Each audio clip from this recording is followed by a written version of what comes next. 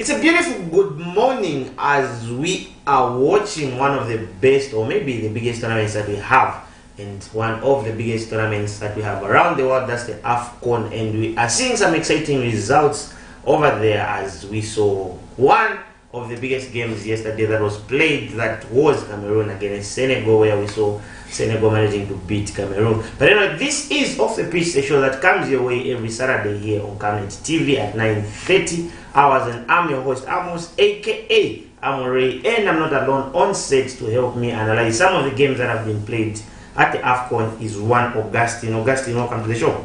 Thank you very much, Amos. It's always a pleasure to be here, and we turn all the glory and honor to the Most High God for the gift of life and good health. And it's been a very good tournament so far. It's been a good watch. And to the Nkana fans, I think they should applaud Clifford Mulenga. He managed to mention Chirata at the biggest stage. Yeah. I think now what he did is that now everyone will be wanting to know the atmosphere at Chirata. I think that was a very, very good touch by Clifford Mulenga, talking about Nkana Stadium. That's how you sell Zambia to the world.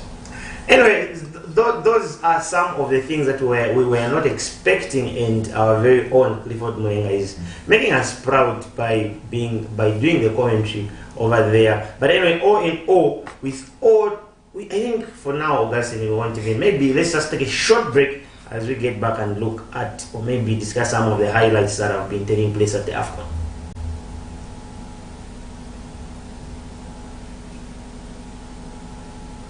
It seems someone doesn't want us to go on a break, Augustine. Let's just go, or maybe let's take a quick analysis in terms of some of the games. We've seen some disappointing results that a lot of people were not expecting, like one of them, Ghana being beaten. We've seen now Ghana being in a position where they might be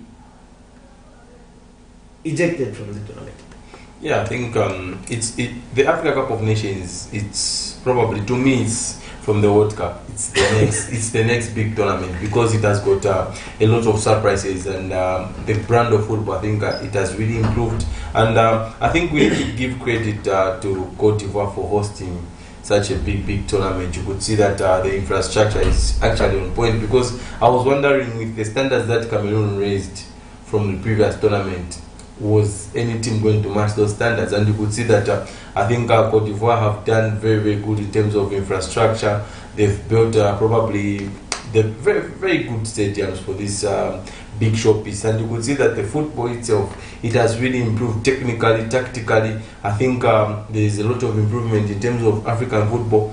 Now what we are seeing is that the playing ground is very, very much level when it comes to African football. And when you look at in the general view, probably the big favorites are Senegal and Morocco. These look like they are going to be the two teams that might just go all the way and win the tournament. But you never write off the host in Cote d'Ivoire, because they have got that support behind them, the 12th player, and there will be a dark horse amongst these other teams, which we do not expect to do better, and then they just go on and just shock everyone. Especially the biggest danger will be the teams that will qualify as best losers. Those are the most unpredictable teams when it comes to the Africa Cup of Nations. And when you look at the way Ghana played against Cape Verde, it wasn't a big surprise to me, if I have to be honest. The fact that this Ghana team really struggled in qualifiers, they struggled to score goals, and they do not look like a unit. And Cape Verde, you've seen that this is a team that has been growing steadily each and every Africa edition that we see there.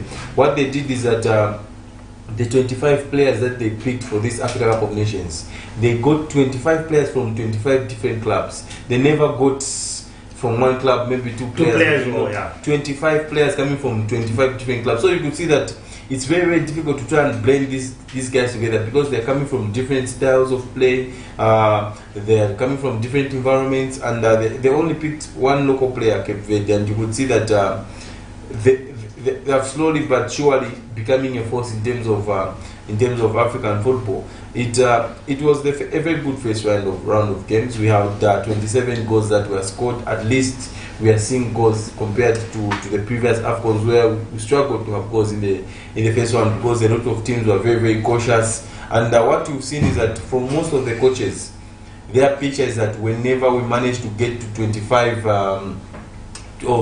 4 points, that's the magic number for us to qualify as best losers. I think almost all the coaches that think that they are third best in their group, they are targeting 4 points to be the magic number to see them qualify as best losers. It's going to be an interesting remaining 2 games for other teams. For other teams, it's only 1 game remaining, and we expect to see fireworks. I think so far the best game that I've watched was the Ghana versus Egypt. I think it was frantic, it was end to end, and you could see a lot of passion from both teams. I think they matched each other in terms of all departments, but I felt disappointed with the attitude of Iñaki Williams. He looks like he doesn't want to be at the Africa Cup of Nations.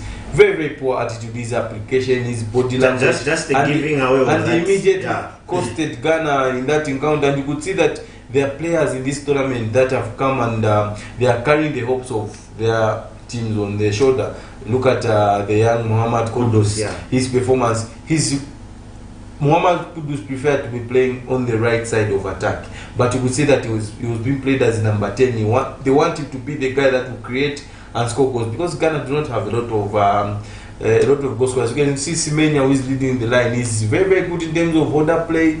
He runs the channel, he works defenders, but Semenya is not the guy that will score you goals. So you need probably a Muhammad Kudus behind him to try and get them the goals. It's going to be interesting to see how Ghana play in the last game against Mozambique. It's going to be a very, very tricky encounter because you saw what they did against Egypt. They were up there. They fought toe to toe with Egypt, and we hope to see a very, very good last game of fixtures in that game. Another disappointing team, Augustine, so far. We are looking at the Nigeria team that has got a lot of stars, but not giving us that result that a lot of fans are expecting. We are seeing them having a bit of a challenge in terms of finding those goals, but you find that they've got a lot of shots on target. Yeah, I think Nigeria, they have always been known to go into any tournament with a lot of controversy. There will always be issues surrounding the Nigerian team, and you could see that they've got a lot of talent in terms of going forward. They have got Victor Osimhen, they have got Kalechi Iheanacho, they've got Ademola Lookman. They've got a lot of match winners in their team, but the biggest problem is that they do not have a team to try and play for Nigeria. But I think in the game against Cote d'Ivoire, they look better. They look like a team for once, and you could see they worked very hard off the ball. That has been their biggest undoing, Nigeria. Off the ball, that's when they are being caught by a lot of teams. But in the game against Cote d'Ivoire, they played a very good brand of football against a very, very good team in terms of central midfield. Cote d'Ivoire have got probably one of the best central midfield at the tournament. They've got Seko Fofana in there, one of the most highly rated African footballers on the continent. They have got Kessie, former Barcelona midfielder and AC Milan, and they've got Ibrahim Sangare in there, who is now at Nottingham Forest. These are players that can win you games at any given level. They are very, very good in terms of possession. They work very, very hard, and when they have got the ball, they are very, very attack-minded. They can play good 1-2 touches, and the fact that in the second game their captain was fit to start in Serge Aurier, I think it gave him a lot of confidence. But I think the biggest problem is probably the 2 centre halves. I feel they are too young and very inexperienced. They are failing to deal with a big centre forward. You could see like when they played Victor Osimhen, who was occupying those 2 centre halves. I think they struggled. Probably they have got Willy Ball on the bench, who is one of the best players in Africa when it comes to progressing the ball from the back. He can come in with the experience that he has playing at Wolverhampton Wanderers and now at Nottingham Forest. He can bring something different to that Ivorian team. I wouldn't be surprised if a change will be made going into the last game for Cote d'Ivoire against Equatorial Guinea. And Emiliano Nsue, I think he scored the hat-trick, the only hat-trick at the tournament. He becomes the oldest player to score a hat-trick at the Africa Cup of Nations at the age of 24. Yeah, I think he was sniffer's instincts. He knew where to be. He was very, very sharp in his finishing. His movement was brilliant on the day, and credit must be given to him for doing that. Another exciting group that we have, Augustine, we saw South Africa, one of the team that has got talent, and that's young talent that they have in there. They failed by failing to beat Mali, and we are seeing in their group they are just there with a 0 point, and it's a group that is very tough. Yeah, South Africa. It was a game where they had an opportunity to take the lead, and it was the Lion of Judah who took the penalty. But I think that was one of the worst penalties that you ever see. I do not know if he was targeting to score. Probably that was a rugby penalty. Pesitao missing that penalty, and then immediately after Pesitao missed that penalty, what Pesi wanted to do was to try and rectify the mistake that he made. He took things personal, and then he stopped playing a team game, which I felt take it just personal. Yeah, which I felt it was one of their undoing on the game. I think Mali, a very, very good team. They have always been there when it comes to the Africa Cup of Nations. They are the only team who have played the number of games and qualified the number of times at the Africa Cup of Nations without winning it. They are the only team. They have played a lot of games at the Africa Cup of Nations, but they haven't managed to win. You could see this is a team that will always be there in the quarterfinals, semi-finals, but they always you don't even know how they progress. And get to the next level. What these guys do, Mali, is that they have got one of the best in terms of grassroots football. They have got very, very strong academies in Mali, and they have got that good connection between them and Europe. They send their young talent earlier into Europe. I think one of them was the holding midfielder Haidara in that game. Haidara was being linked with a move to Manchester United at some point, but now he's playing for RB Leipzig in Germany. Very, very good in terms of ball progression. He knows how to close spaces. He's very, very intelligent, and he's a box-to-box kind of midfielder. But I think the most disappointing player on the day was Yves Bissouma.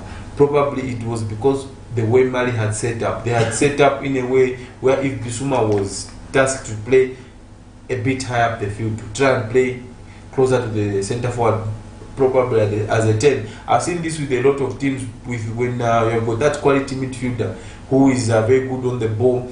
You think that he can play further up the field. You could see even Cameroon are doing the same with the Zambo and Anguissa. But these guys are better placed when they are being played as holding midfielder, when they are dictating the tempo of the play, the transition, they are building. They are the ones that will help the team build through the phases. And I feel if Bissouma in the next game, they could drop him a little bit deeper to just play in that deep role. He can be that deep line attacker who will pick those passes and will open up defenses. But Mali, that was a big win against South Africa. It puts South Africa in a very, very tough position. The fact that the team that they feel is the weakest, Namibia, managed to beat the biggest upset so far, guys, at the tournament. Namibia managing to beat Tunisia, but on some platform that I was, I think this was one of the team I picked as dark horses in the tournament, because a lot of people have overlooked the progress Namibia have had in the last few years. You could see that Petros Shitembi, one formerly of Lusaka Dynamos, he was causing a lot of problems in the flanks for Tunisia. And you could see Dean Hoto, the goal scorer. Dean Hoto works very, very hard. You could see him playing as a fullback at Orlando Pirates. He's played as a winger, and they have got Peter Sharulile, who is very, very clinical. He's one of the old-fashioned centre forward. He knows where to position. You will not see Peter Sharulile dribbling past people, going in the wide areas. He just knows that he has to be in the box. He has to cause problems for the defenders. And you could see this Namibian team, the way they were pressing. I think it was the best I've seen at this tournament. They pressed Tunisia very, very high up the field, and when they had to counter press, they did that very, very well. They made it very difficult for the for the North Africans. Defending crosses, they did very well. I think Nyambe was very brilliant in the box for Namibia. Defended every cross that came in there, and going forward, they knew that they were going to pick their moments. And when they picked their moment, they did it very, very well. A very good cross into the box, which Dean Hoto made a very good run, and he finished it with ease, I must say. But now what it does is Namibia will be looking for that magic point, which is try and put them 4 points and put them in a very, very good situation to qualify as best losers. South Africa now they need to get a result against a Namibian team, which will make it very, very difficult for them. We are looking at this group, Augustine, where we feel like you've said at some point, you said Namibia are the dark horses. Now let's look at the South Africa that will go and play in Namibia, and for them it will be an issue of attack. And we saw what Namibia did to Tunisia. They were holding on until they found that opening gap and managed to score. Is this going to be an easy group for South Africa to make it? It's going to be very, very tough, because this encounter between Namibia and South Africa, the pressure is on South Africa, not Namibia. Yeah. Namibia will just go in there, they will try and make it very difficult for South Africa, and then they will try and pick their moments like they did against Tunisia. And what you have to realize is that these two teams, it's basically the PSL. Most of these Namibian players play in the PSL. And South Africa, they picked a lot of players from the PSL. So you could see that there's a lot of understanding between these two teams. They know each other very well. And Namibia, I think, will be going into this game with their tails up. They are the ones that are very, very confident. South Africa, knowing that if they mess up, they're out of the tournament, it's going to put them in a very, very difficult position. And South Africa, you wonder where will the goals come from. Temba Zwane didn't turn up in the game against Mali. Pesitao didn't look like he was going to do something magical in the game. I think when you look back now as South Africa, I think the most disappointing thing is that Lau Foster isn't at this particular tournament. He could have offered them something different. He's one of these modern day top strikers that is very, very good when it comes to link up play. He's good when he's in the box. He takes his chances. You could see what he has been doing at Benin Lau Foster. I think it's a big miss even for the young lad Lau Foster. It could have been a very good moment for him to announce himself to Africa and stand out to be counted. Namibia will be going into this game trying to play South Africa, come at them, and then they know when to hit them on the counter, because they've got Shitembi, they've got Peter Shaluli, and they've got Dean Hoto, very, very quick and skillful at front three, and can hit any team at any given day. Our very own Augustine, Zambia were held to a goal draw by DRC Congo, and it's something that you spoke of with Angorapson, I think, last time we had a show. He said we shouldn't underrate this Congo squad, because on paper, regardless of what, on paper they had a very, very strong team. But looking at our starting 11, Augustine, was this something that you expected? We saw our very own captain, Lubambo Msonda, who never started in a friendly game that we played. Yeah, I think the game against Congo, it was one of the biggest games in the group, because the way Congo play football and the caliber of players that they have. If you look at the Congo, the way they don't have any local player in their team, so that speaks a lot about the kind of players that they have, Congo. And what a lot of people might not know is that most of these Congo players, they grew up in Europe. They were educated in Europe. The brand of football that they play in Europe. You could see Masuaku. He's a West Ham left back. He's played probably biggest games at in the Premier League. We've got Chancellor Mbemba at the heart of defense, formerly Newcastle, now at Marseille, big pressure clubs that he's played for. And Kalulu on the right hand side. You look at their central midfield, they've got Paseo in there. They've got Gaio Kakuta, former Chelsea Gaio Kakuta. He came through the Chelsea youth ranks. He never made it at Chelsea, but he played a couple of games. He was sent out on loan, but he just didn't cut. But now he's playing in the French second tier. And up front, I think they have got one of the best African footballers currently who is playing in Europe, in Yohan Wissa. you could see what he's doing in the Premier League for Brentford. Week in, week out, I think he's been one of the most standout players, Johan Wissa. And you've got Cedric Bakambu, very experienced. He's travelled everywhere. He's played football everywhere. I think that's a lot of pressure. You look at the team that Senegal had, even on the bench. I think Yusoka Kayembe didn't even come into the field of play. Dinanga didn't come into the field of play. So you can see that they have got a lot of strength and depth, this Congo team. And coming into the encounter, I felt Congo were the better team. They played the better football. I think we were second best to everything. We were very, very poor on the day, the Copper Bullets. And to be honest, we were very, very lucky to come out with a point in that encounter. If Congo were not as wasteful as they were, we could have been hit in that game. I think looking at from the way we were set up, we were set up to try and have probably a flat back four, because our biggest problem in recent games that we've played, we have always been exposed in wide areas. That's where a lot of teams have noticed that that's our weakest link. I think Coach Franklin Malam, one of the guests that we usually host on this program, he spoke something about Congo noticed that our weakest link was where Fashion Sakala would be. That's where we will attack. And you could see in the game against Congo, they created overloads just on that particular side. They made it very, very difficult for Rodrigo to come out. They made it difficult for Fashion Sakala to try and attack them, because all the time Fashion Sakala, what he was doing, he was just tracking back, defending. That's what we could do. And I felt when we were in possession of the ball, we could have done a little bit better in how we progressed it. But our midfield was non-existent. Sorry for that. Our midfield was non-existent on the day. I didn't know why we were not so close to each other. We kept defending. There were a lot of gaps in our defensive organization, which we could have done a little bit better.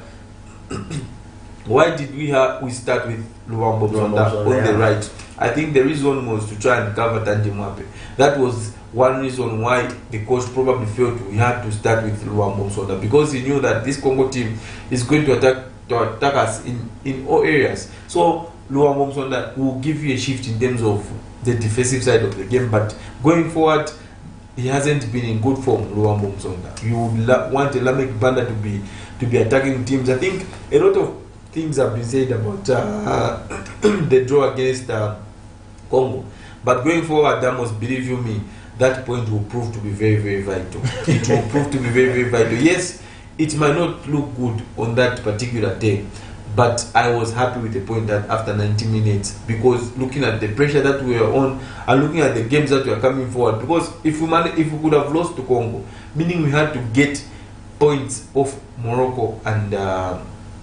Tanzania, and probably yes, we might beat Tanzania, but are we going to beat Morocco or get something out of that game? That would be the biggest question surrounding our performance. And our two center backs, I think they did very well. Stopia Soso and Frankie Musonda, I think their positioning was very good, except from probably when we conceded that goal. There was lack of communication. Frank was pushing up to try and catch the Congolese offside. Then Stopia dropped in. Then we created problems, and it could have been dealt a little bit better, because after that ball was over Frank, you expect now Stopia and Tandimwape to recover quickly. Tandimwape, what you have to do as a right back is you check who is on your side. If he did that, he could have probably made the run. And probably, just to play devil's advocate, Rones Mulenga doesn't seem to be very, very good coming out for those balls. We considered a similar goal during the World Cup qualifiers. Was it in against Niger? Mm-hmm. Yeah, it was a similar. He failed to come out for that similar I think those ones. I think probably that's one of his weaknesses. He needs to work on that. You need your goalkeeper to come for that shot. And Patson Daka was being fed on crumbs. He had no service whatsoever. I think the most disappointing fact is that we only had 3 shots at goal. 1 was on target and 2 were off target. That speaks volumes of how dominant Congo well. Maybe was it the formation that we went with, Augustine? Because we went with a 4-1-4-1 formation, and we saw just from the beginning, just from the first whistle blown, we were out of place. I think this what we love to play under Avram Grant is that we always have a flat back four, and then have three central midfielders that will join in attack and will track back in terms of defending when we lose the ball. And then we have got these white players that will always go and act as a three when we're in position of the ball to try and join Patson Daka. But I think what Congo did, it looked like Congo did a lot of homework how Zambia plays, but we never did our homework over how they play. Yeah, I think how they played is that Congo went with two holding midfielders, because the biggest threat is that Zambia, the way Zambia plays is that when we win back the ball, we try and play quick passes and put it in wide areas so that we find the opposition's fullbacks isolated with our own wingers, and then we attack from there. But what Congo did was that they knew that Zambia wanted to attack in wide areas, and they had two holding midfielders. One was balancing on the left side of defense, and the other one was balancing on the right. Immediately when Congo lost possession, you could see that they went into those areas to make it difficult for Zambia to progress the ball from there. But what we've learned from this game against Congo is that we shouldn't be that deep, because I felt we were very, very deep, and it was difficult for us to try and come out with the ball from a deep position to reach the opposition box, because we were very, very deep. Even our attacking players, Patson Daka, too deep, Fashion too deep, Luambo Msonda too deep. But I think it was all because of the pressure that was being put on us by Congo Brazzaville. And going in, quick thinking by Patson Daka, I must mention on that goal. I think that was one effort. He went and fought for that ball with the goalkeeper, and immediately when he realized the goalkeeper was out of possession, what Patson Daka did quickly was get the ball, throw it, and then cleans Kangwa. Very smart movement. If you look at the position where Patson Daka was with the throw in, and where Cleans Kangwa was, what Cleans Kangwa did is that he made a couple of steps backwards to give Patson Daka an angle to throw the ball to him, and then for him to try and hit the ball into the net. I think that was very smart thinking by both players, but I think not very smart thinking by the Congo goalkeeper, because what the Congo goalkeeper could have done is that it just could have stayed down, then the play wouldn't have resumed. It was as easy as that. But he wanted to be smart. He wanted to get back into his goal. Then, which was something that he was caught in no man's land. But what he could have done from that there, it's clear. Football rules are clear. Once the goalkeeper is down, you can't start. He could have just stayed down, and then the game wouldn't have started. But again, okay, let's look at the time that our coach made those substitutions. Do you think it was late? Because we saw the game, like you've said. I think the whole 90 minutes we were just running, pushing. For us to have three shots. One on target which went in, and the other one just went off target. Do you think the substitutions were made late? Yeah, I think in hindsight we look at it and I think substitutions were made very, very late. But in the heat of the moment, if you're Avram Grant's, let's put ourselves in Avram Grant's shoes. You are under pressure against the Congo team. You have got players in your structure that are doing a job defensively, and then once you replace these players, you do not know if the player you are introducing will do the same shift, give the same momentum of the game. Exactly, will they give the same shift in terms of the defensive side of things? And when they do not do that, then you end up conceding a goal. You will be blamed because you made a substitution which opened up the team. So it was always 50-50 for Avram Grant to try and make a substitution at that point. I think if you watch the Premier League, we've seen Pep Guardiola start with the same lineup and end the game with the same lineup, because he knows that probably when I just make a change, everything changes.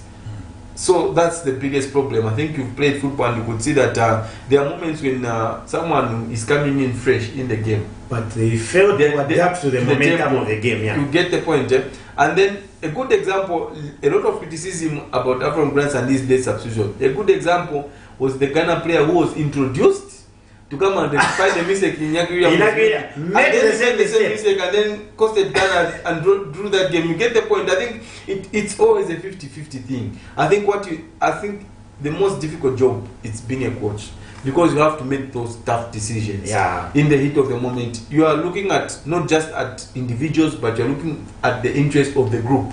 That was what Avram Grant was looking at, the interest of the group. do they still have the legs to track back, keep them in the field of play? Because it was our backs against the walls. We are the ones that were under pressure. We are not the ones that were on top of things, because Congo were making substitutions, because they were the ones that were on top of things, and they wanted to try and get goal. But again, looking at it from a fan's point of view, I would have loved to see Lamek Banda introduce a little bit earlier in that game to try and probably force the Congolese in a defensive position, to try and make them start defending a little bit deeper, because he could have given them a lot of problems. He loves to run at people. I think you saw one moment when he got one opportunity to run at the defense, but he failed to control that long pass from Klinskango. But there are a lot of lessons that we would have learned from that game, and going into the next encounter, we hope to rectify those mistakes. If you have Ram Grant, would you go with the first starting 11 in the game against Tanzania tomorrow? I think going into the game against Tanzania, a couple of changes have to be made. I feel this is a game which is best placed for Cletus Chamachota. Cletus Chamachota plays for Simba. He's played in Tanzania for a very, very long time. It's an issue of the mind games now. Huh? Cletus will want to prove something against Tanzania, because he's very much respected in that country, and he knows a lot of these guys that he'll be coming up against. And I feel Cletus might have a bigger influence in this game than probably Emmanuel Banda will do in the game. Maybe more than this guy will do, because Cletus has an understanding of how Tanzania plays. I would love to start Cletus in this game. It suits Cletus Chamachota, or probably Rally Warrior. He's played in the Tanzanian league before. And defensively, if we want to try and in a game where we're expected to dominate the oppositions, we want our fullbacks to be joining in attack, and we have got Logica on the left. He will give us something going forward. Defensively, there are a lot of question marks, but he will give us something forward. Then on the right hand side, you've got Tande Mwape, who is a centre back being played as a right back. That would be the change that I'll make, bringing Benedict Chepeshi to try and give us the width. This is the game that we have to win by all costs for us to stand a chance of qualifying out of this group. Probably Lamek Banda ahead of Luambo. So this is a game where we do not want to defend, but want to attack and open up the oppositions. Probably I would make 3 substitutions to try and change the look of the team going forward, and to have Patson Daka given a little bit of service. And Lord Dikawe, he's been attacked a lot by Zambian fans, but if you look at critically look at the game against Congo, I felt he did well. Defensively, I think people are judging him because of the past mistakes. And look at, Augustine, when you look at it, the rating of players that we have, the least that was rated was Fashion Sakara. So you could see that Rodriguez, he won his battles when he had to. He made, I think, 2 or 3 important interceptions that could have costed us. Yes, sometimes there are moments where probably his positioning wasn't very, very good, but if you look at how we were defending on the left-hand side, we were only defending with Fashion Sakara and Rodriguez. On the right side, they were defending with Luambo Msonda, Klinskango, and Tande Mwape.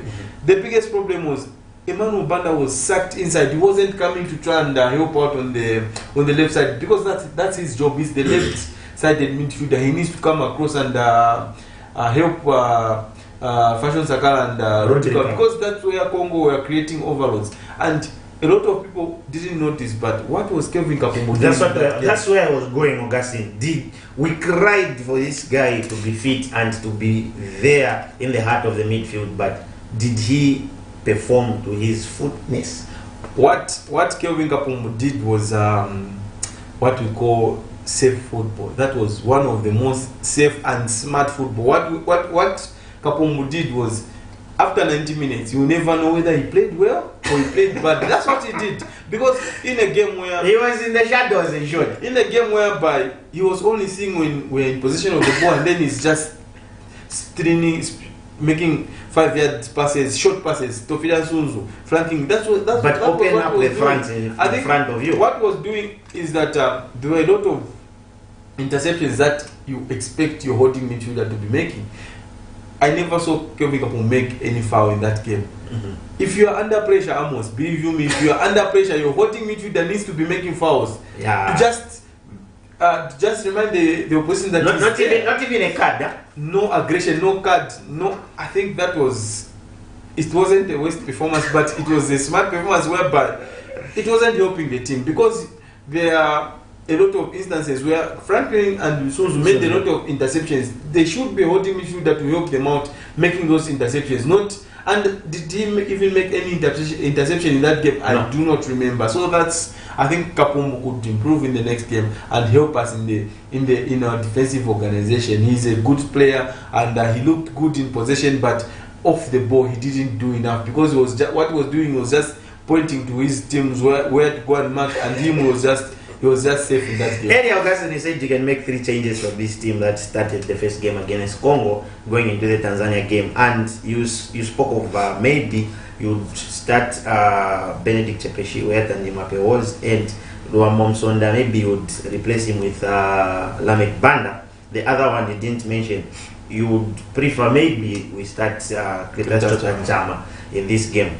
But would we still go, or would you still go with a 4-1-4-1 formation? I think formation-wise, I do not. Oh, in short, have we been using this formation? Yeah, I think that's what we have been using in even in all the qualifiers. It looks 4-1-4-1 when we are out of possession. Possession, yes. Because you want everyone to track back and create that low block to try and defend. But when we're in possession of the ball, it turns to a 4-3-3 formation to have your wingers very, very high up the field to try and join in attack. And if you watch Tanzania, they're not going to pose a lot of threat going forward. Yes, they've got Mbwana Samata. He hasn't scored for the national team. I think since 2020 he has been struggling in front of Mbwana Samata, and you could see he's very, very low on confidence. He's their captain. He's their talisman. They've got a lot of players in that Tanzania team that play in the local league. They have got a player who plays in the 5th tier in English football, 5th, not even championship where person plays. He plays in the 5th tier in the Premier League, and he started in the game against Morocco. And when he was being replaced at halftime, who replaced him? A player who is an attached, clubless player.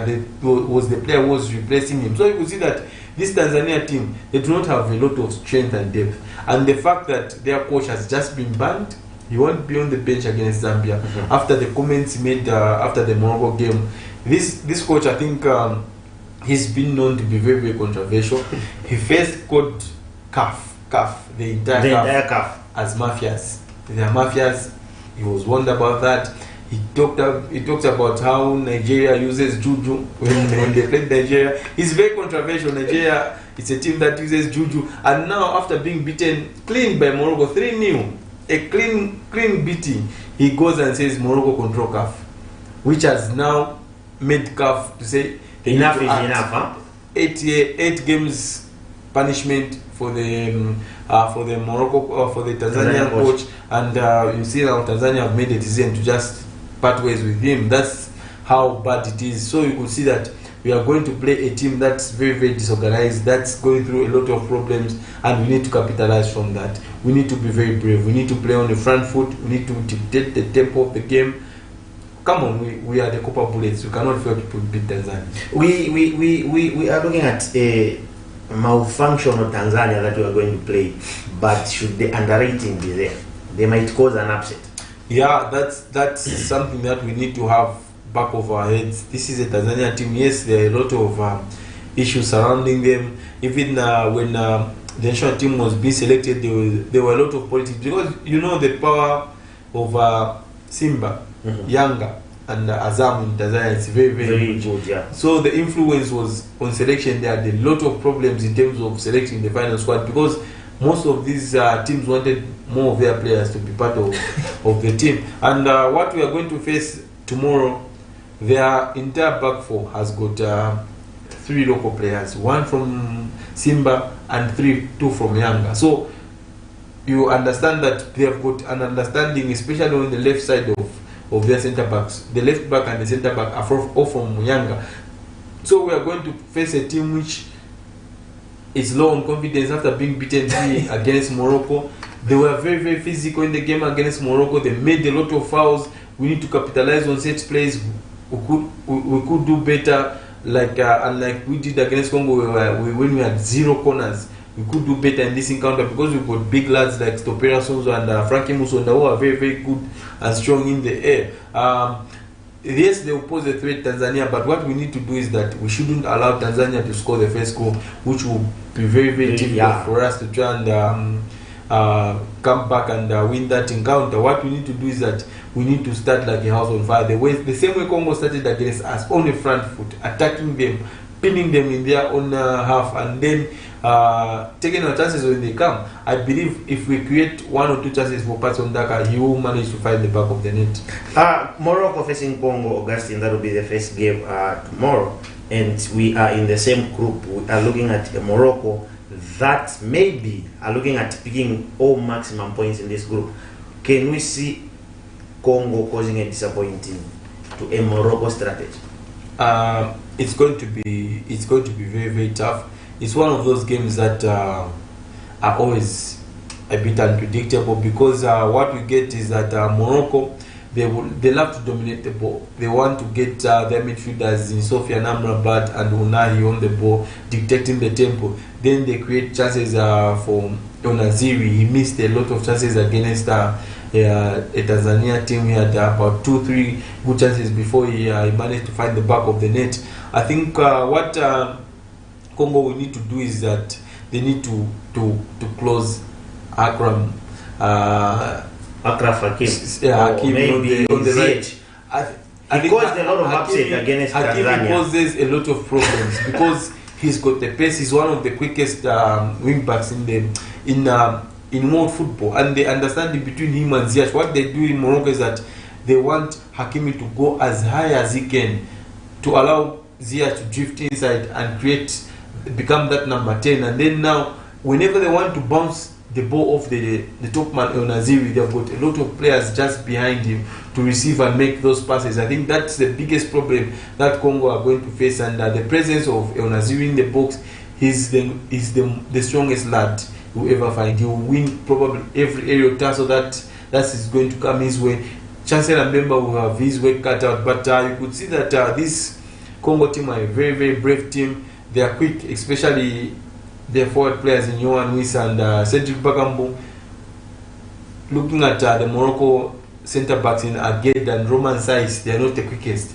That's where probably you can catch Morocco, put a ball in behind, and then you have to trust your strikers to beat them for pace. That's when they can catch Morocco off guard. Looking at some of the games, Augustine, that we have today, because ours is tomorrow, we've got Algeria who will be facing Burkina Faso and Mauritania who will be facing Angola. We saw Burkina Faso capitalizing on Mauritania, Augustine, with a late strike, which was a penalty, something that really hurt them.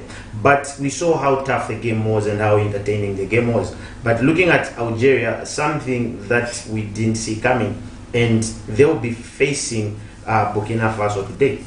Yeah, I think Mauritania against Burkina Faso, it was a game which it looked like it was destined for a draw. Mauritania worked very, very hard to get into that position. I think some careless defending by the defender in the last minute of the game. How do you just need to stand your ground and see that Burkina Faso player probably put in a cross so that you block.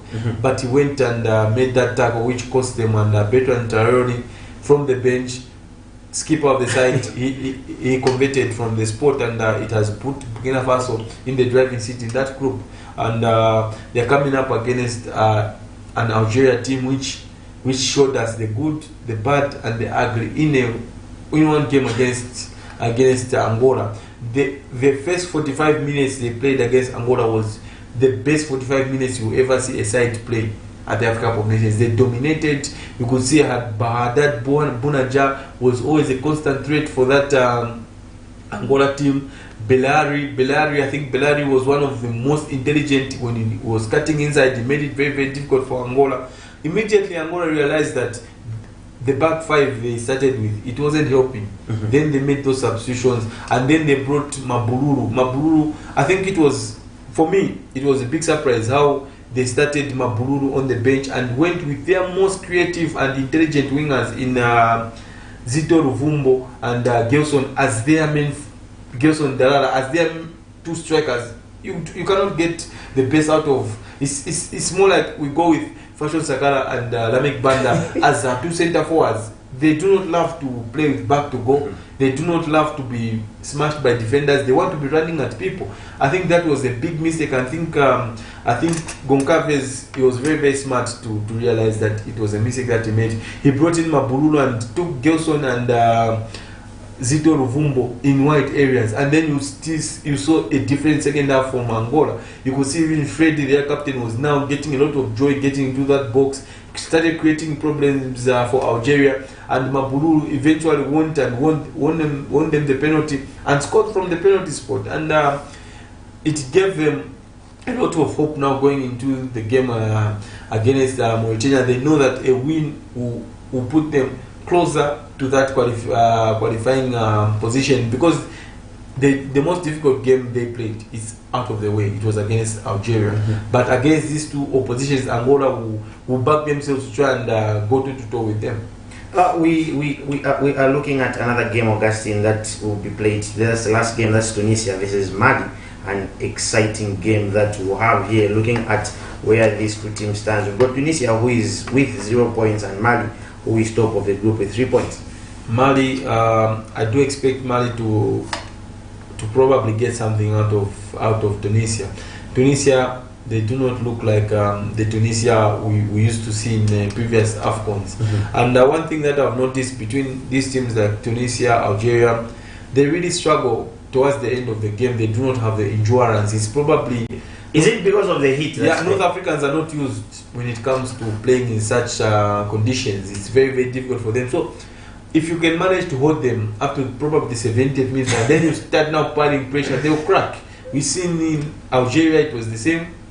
Tunisia it was the same. I think Morocco are the one team that's Egypt managed the game. Yeah, managing the game. So I think you know that North Africans are not comfortable when they are playing away from North Africa, especially when it's in the West. It's very, very difficult for them to try and acclimatize. And coming into this game, Mali, they have what it takes to try and beat this Tunisia team. They have got a very, very good midfield, which is ever-flowing. Their defense is very, very solid, and they are one of those teams that will always surprise you in terms of how they progress. Set piece has always been one of Mali's biggest strength. You could see Traore capitalizing from that set piece against South Africa, and probably I do think Mali will qualify after beating Tunisia tonight. This game might cause an opening for South Africa, Augustine, depending on the result that is going to come out.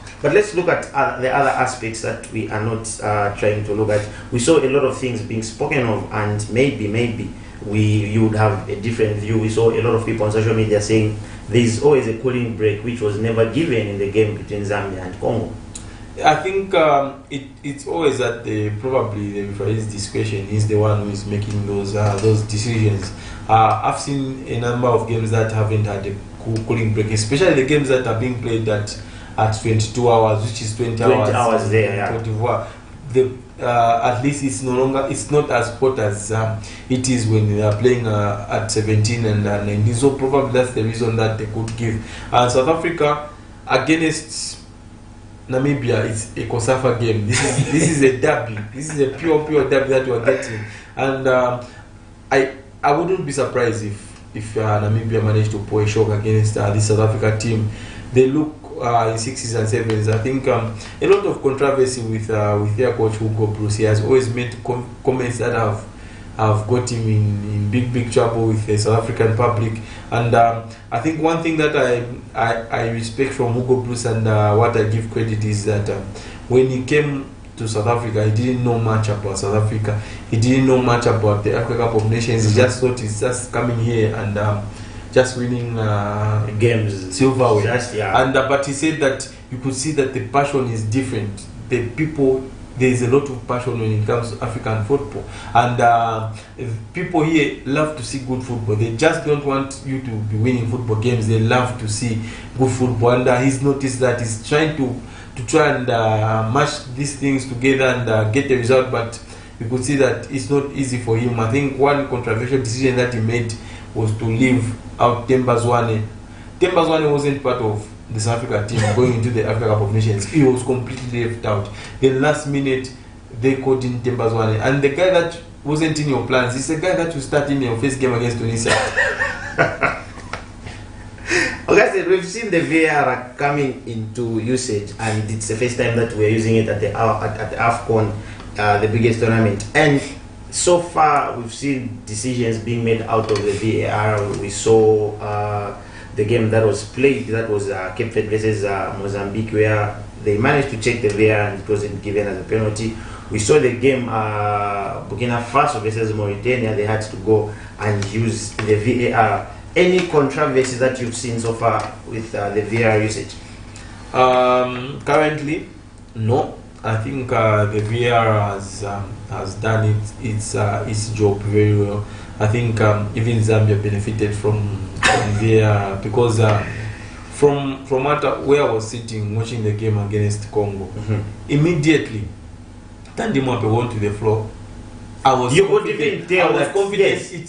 That ball didn't touch his arm at any time because I think even Tandy Mwape was clear, said no, it didn't touch my hand at any given position. But even the fact that if it had touched his hand, it was the balancing hand that because Tandy Mwape was going down and it was the balancing hand. So what does Tandy Mwape do from that is to cut off his arm so that the ball passes. So I think VAR has been very good. It has been used to very, very good effect. They have seen things that they didn't see, sending offs that they had to make. Those are very, very big calls. But I think what they can improve is that we need to be very, very quick. And let's look at communication and even the angles that they are giving. Are they enough? We do not have a lot of cameras to try and give us the perfect angles that we are always looking for. I think the communication between the VAR and the referee has to be a little bit quicker, and then when the referee goes across, they have to be quick to give him better angles for him to make a decision, because I feel they are taking a lot of minutes and then they are taking the steam out of the game. That's probably the area where they need to improve. Looking at the game against Egypt and Madagascar, that was a spot on penalty. Yes, me from the southern against Mozambique, me from the southern Africa, I was hurt because I wanted Mozambique to win that one. But realistically, that's always a foul. But the only controversial decision that was made by VAR was the game between Equatorial Guinea and Guinea-Bissau. A penalty was given by the on-field referee, and then he was called to go and review it VAR. Because every time when you're called to VAR, meaning you're going to change the decisions that you made. Yeah. But looking at the clips again, it was the defender who came and kicked the standing foot of it was a ball was played into the box, and then the striker was trying to shoot, and then the defender from Equatorial Guinea, what he did is that he put his foot in front of the striker, and then the striker came and hit that foot, but the striker was the one who was in control of the ball. He was the one who was in possession. He was the one who wanted to shoot. It could have gone the way of Guinea-Bissau. Similar thing happened yesterday in the game against Cape Verde and Cape Verde versus Mozambique. Mozambique, when the penalty was given for Mozambique, because the defender was in front, he was the one who was in control when the guy from Mozambique was trying to shoot, because the defender was the one who was in control of the ball. It went the other way. That I think that could have been similar in the game against Guinea. Due to time, Augustine, we've got some other games that are being played. That's in the period today. We've got Arsenal who will be hosting Crystal Palace. That's at 14:30, and we've got Brentford hosting Forest Rangers. But your final closing remarks, Augustine? Yeah, I think just quick one on the two games. Arsenal will need to bounce back. They need to start winning games. They haven't won in seven games they have failed to win. They need to try and get back to winning ways for them to have realistic chance of winning the Premier League. And in the game Nottingham Forest against Brentford, big game for Brentford, because their starman in Ivan Toney returns this afternoon against Nottingham Forest. And what Thomas Frank said in the press briefing yesterday is that Ivan Toney will be given the armband. He will be the guy that will lead Brentford. For our viewers who do not know why Ivan Toney is big for his return, he was banned because of betting. That's the reason why Ivan Toney was banned for 6 months. And now he returns to football. And a big thanks to the entire production team for making this show possible. And a big thanks to all the viewers out there for tuning in. We always appreciate your effort and your support. Continue enjoying the Africa Cup of Nations. There's a lot of good football that we are seeing, and wishing the Copper Bullets all the very best tomorrow as they take on the Taifa Stars. With this is where we have to come to the end of the show, and on behalf of the whole entire production team, like Augustina said, we always appreciate, especially you, our viewers, because we are nothing without you. For me, Amos, aka Amore, this is where we have to say our bye-bye. See you next week, same time, same place. Stay glued for Amazing Commander is coming on your screens with the weekly gospel.